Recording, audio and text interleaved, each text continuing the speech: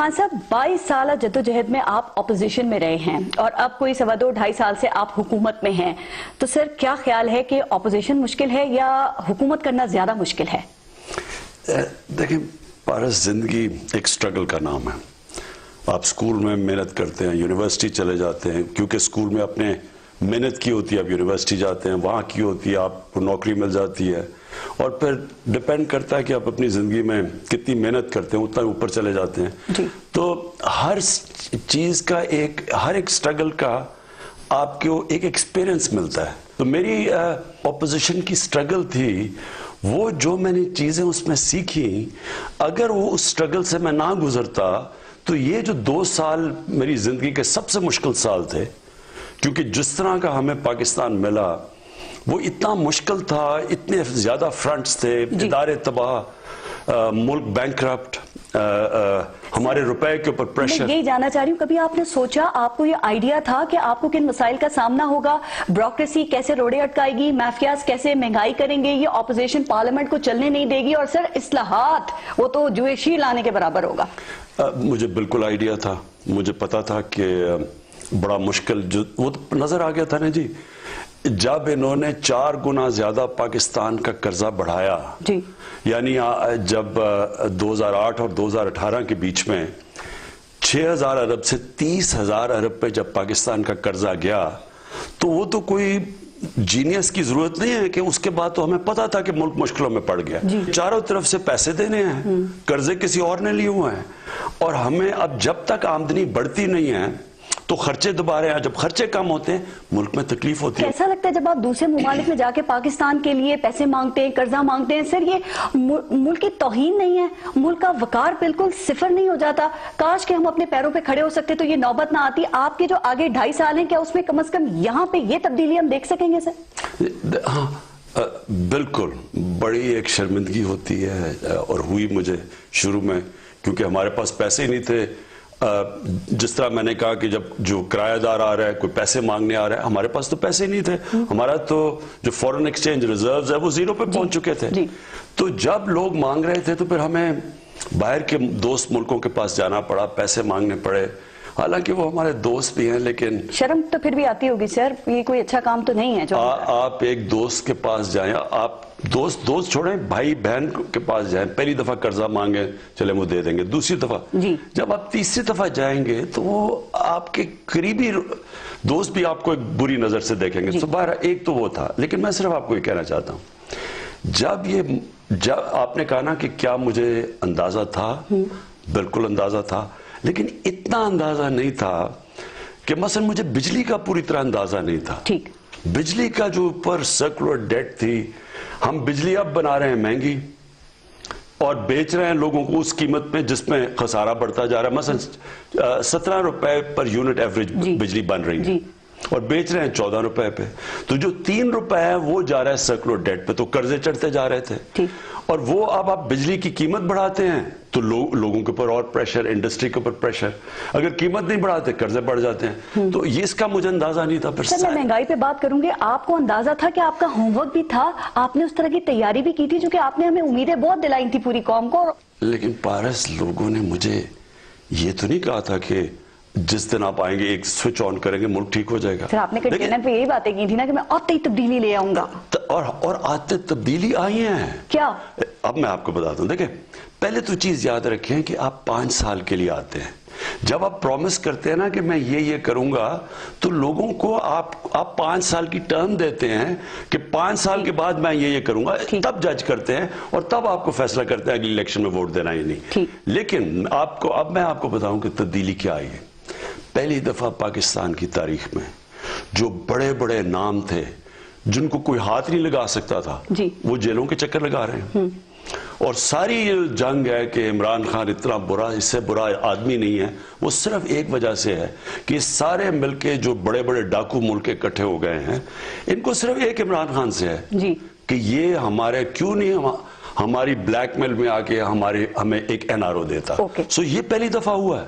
لیکن جنرل مشرف جس کے پاس ساری پاور تھی، جو ملٹری ڈکٹیٹر تھے، عدلیہ ان کے نیچے، سب ان کے نیچے، انہوں نے ان دونوں کو NRO دے دیے. سر وہ دے سکتے تھے, وہ وردی میں تھے, وہ ڈکٹیٹر تھے, آپ کیا ان کو NRO دے سکتے ہیں؟ آپ کے پاس وہ اختیار ہے؟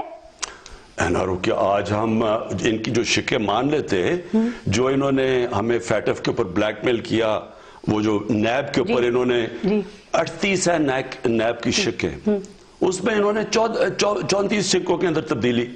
34 شکیں اگر نیب کی آپ چینج کر دیں 38 میں سے, نیب دفن ہو جاتی ہے اور یہ سب بچ جاتے ہیں. آپ پریشر میں کیوں نہیں آتے؟ آپ کو ڈر خوف نہیں ہے کہ اگر آپ کا اقتدار ختم ہو گیا, آپ کی حکومت چلی گئی سر, پھر آپ سٹینڈ لے لیتے ہیں؟ کیسے؟ یہ اربوں روپے کی چوری کر کے بڑے بڑے گھر, باہر اربوں روپے کی ان کی پراپرٹیز, ان کو معاف کر دوں. وہ بیچارے جو کئی مجبوری میں چوری کرتے ہیں, کئی ان کے گھروں میں کھانا نہیں ہے, وہ جیلوں میں سڑیں, اور یہ میں اللہ کو کیسے فیس کروں گا؟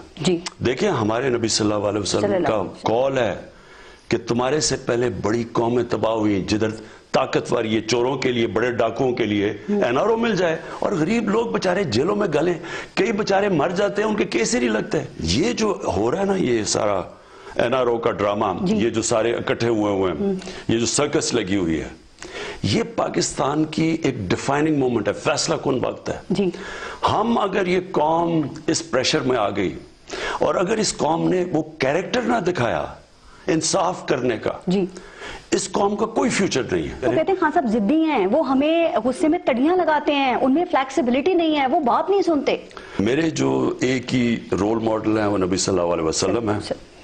انہوں نے صلح حدیبیہ میں فلیکسیبلٹی دکھائی, لیکن جب ان سے کسی نے فنڈامنٹل چیز پہ کہا کہ یہ کہو کہ ایک خدا نہیں ہے, تو انہوں نے کہا چاند ایک ہاتھ میں رکھ دو اور سورج ایک ہاتھ میں رکھ دو.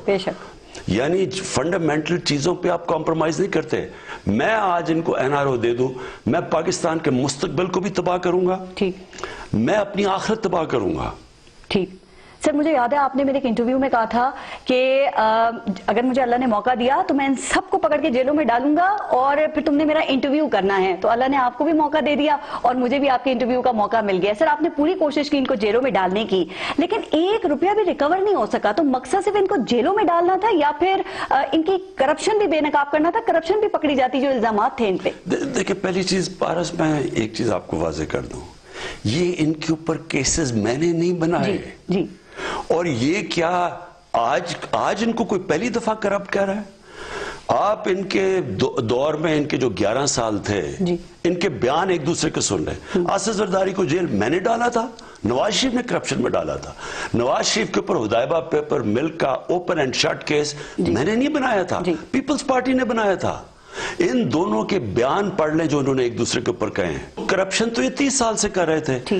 یہ مجھے یہ کہہ رہے ہیں, یہ پریشر ڈال کے, یہ ڈرامے کر کے, یہ مجھے یہ کہہ رہے ہیں کہ جو ہمارے اوپر پہلے کیسز تھے, میں NRO ایسے دوں کہ میں نیب کو ختم کروں, ان کے کیسز ختم ہو جائیں. یہ ایک ڈرامہ ہو رہا ہے. اور میں ان کو بار بار کہہ رہا ہوں کہ آپ کو ان کو ایک ایسا آدمی مل گیا ہے جو آخر تک جائے گا, ان کو چھوڑے گا نہیں. ٹھیک سر, اللہ کرے ایسے ہی ہوگا اگر کسی کے اوپر الزامات ہیں اور وہ درست ثابت ہوتے ہیں. سر لیکن ان دونوں نے مل کے آپ کو الزامات نہیں ہیں ان کے اوپر. 31 جنوری کی ڈیڈ لائن دے دی آپ کو کہ آپ مستعفی ہوں. میں ایک بریک لوں گی, اس کے بعد پھر ڈیٹیل میں آپ سے اس پہ بات کروں گی. بریک لیتے ہیں, دیکھتے رہیے نیوز بیٹ.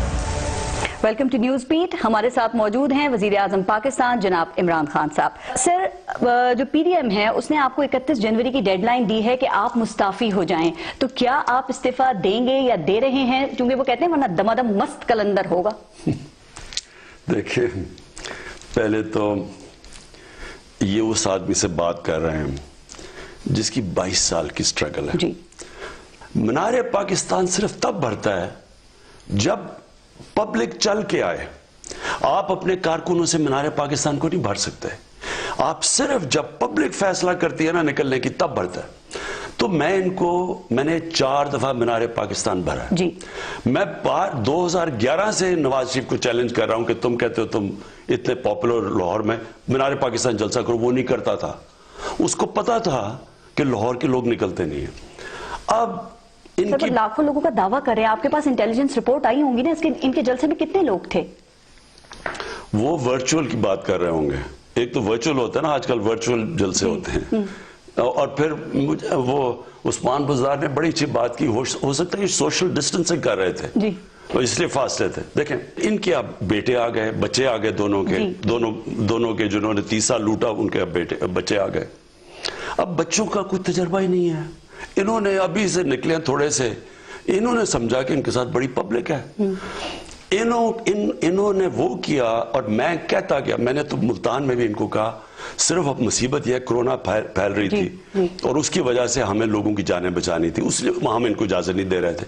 اور خاص طور پہ منار پاکستان کوئی